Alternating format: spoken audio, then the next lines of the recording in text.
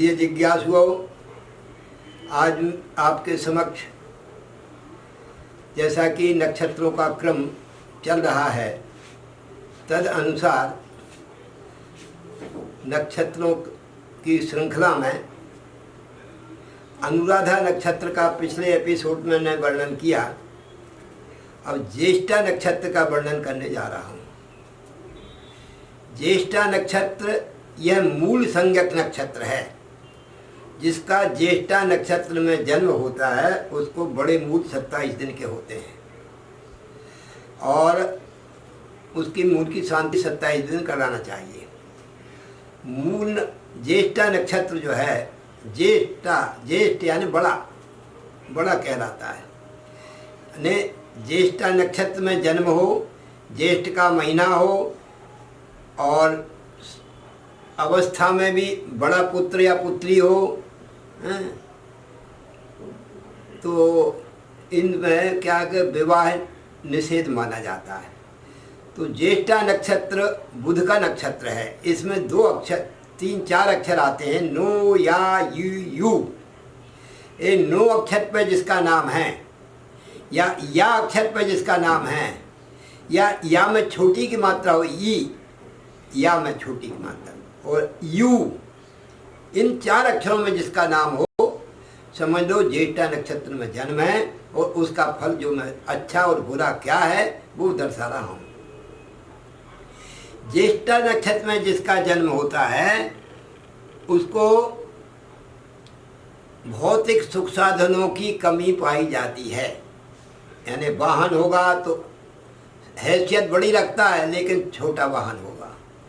मकान से संबंधित कुछ ना कुछ उसको परेशानी बनी रहेगी। उसके नाम से अगर मकान ले लिया जाए या बनाया जाए तो अड़ंगा लगते रहेंगे, मकान का सुख उसको नहीं रहता है।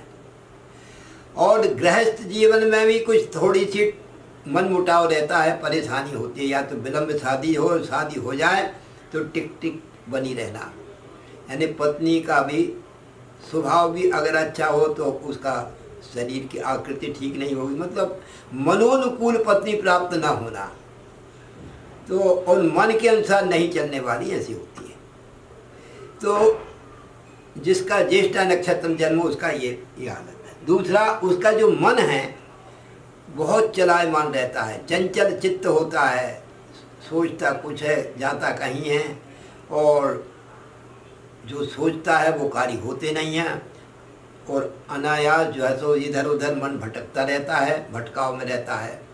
और ऊंचे ख्वाब होते हैं लेकिन ख्वाबों की पूर्ति नहीं हो पाती है। दूसरा, उसको कभी भी ये गलत कार्यों का धंधा नहीं, जैसे दारू बेचना इत्यादि का, दारू वगैरह का धंधा अगर करता है तो इसमें इसको नुकसान उठाना पड़ता है। लीक से हट के जो अगर व्यवसाय करता है तो उसमें हानि उठाना पड़ती है। और व्यवसाय में उसको क्या रहेगा अच्छा, एक सबसे अच्छा व्यवसाय उसको रहेगा ये जो मैं आपको बोला रहा हूँ, या नुकसान किस व्यवसाय में नुकसान होगा वो बता रहा हूँ। एक तो दारू दुक्कड़ का जो व्यवसाय करता है उसमें हानि होगी, और दूसरा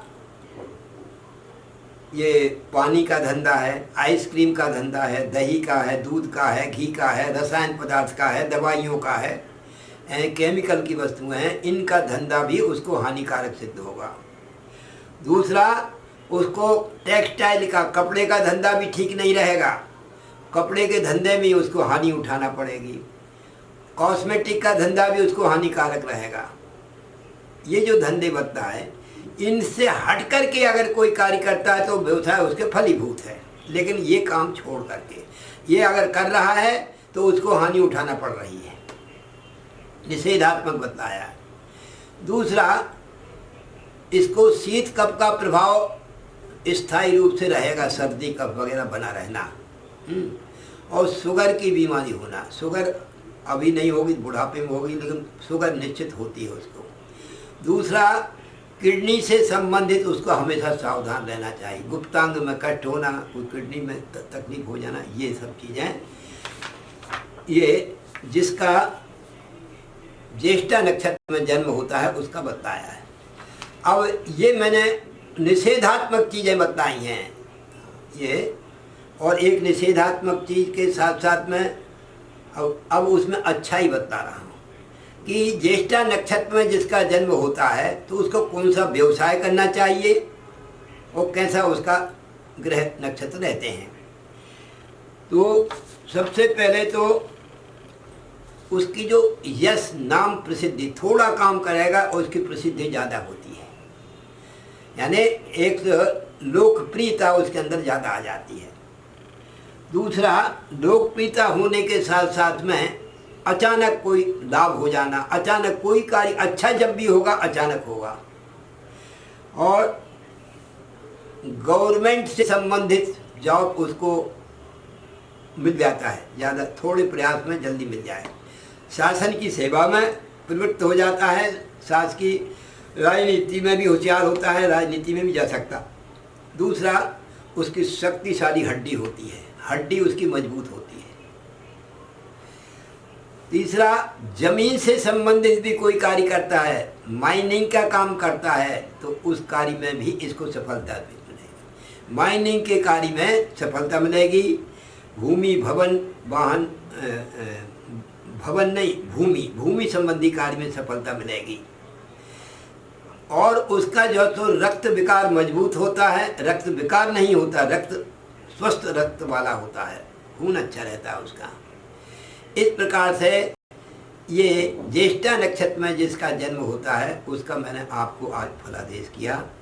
आगे मूल नक्षत्र का कल के एपिसोड में वर्णन करूँगा। हरिओम।